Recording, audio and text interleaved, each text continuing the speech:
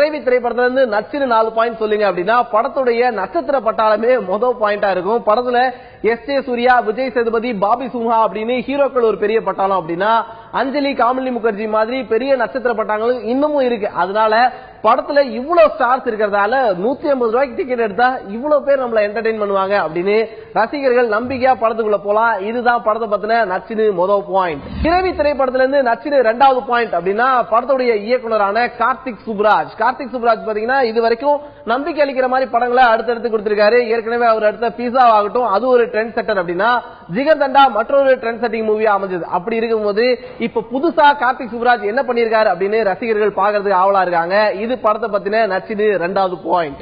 இறைவி திரைப்படத்துல இருந்து நச்சுன்னு 3வது பாயிண்ட் சொல்லணும் அப்படின்னா படத்துடைய கதைக்களம்னு படக்குழு சொல்லியிருக்கக்கூடிய விஷயம்.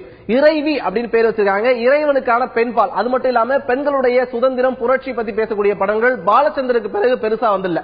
அப்படி ஒரு கதைக்களத்தை எடுத்திருக்கிறது இந்த படத்தை எதிர்பார்க்கக்கூடிய நச்சுன்னு 3வது பாயிண்ட். இறைவி திரைப்படத்துல இருந்து நச்சுன்னு 4வது பாயிண்ட் அப்படின்னா படத்துடைய ப்ரமோஷன். ஒரு ஹாலிவுட் ஸ்டைல்ல தொடர்ந்து பாத்தீங்க அப்படின்னா மேக்கிங் வெளியிட்டே இருக்காங்க. அதே போல சந்தாஷ் நாராயணனுடைய இசையையும் கரெக்டா பயன்படுத்தி படத்தை ப்ரோமோட் பண்றாங்க. சோ வித்தியாசமான ஸ்டைல்ல இந்த படத்தை ப்ரோமோட் பண்றது ரசிகர்களை பெரிய அளவு திரைக்குள்ள கொண்டு வரும். அப்படி இந்த படத்துடைய ப்ரோமோட் பண்றதே இந்த படத்துக்கான 4வது பாயிண்டா அமைஞ்சிருக்கு.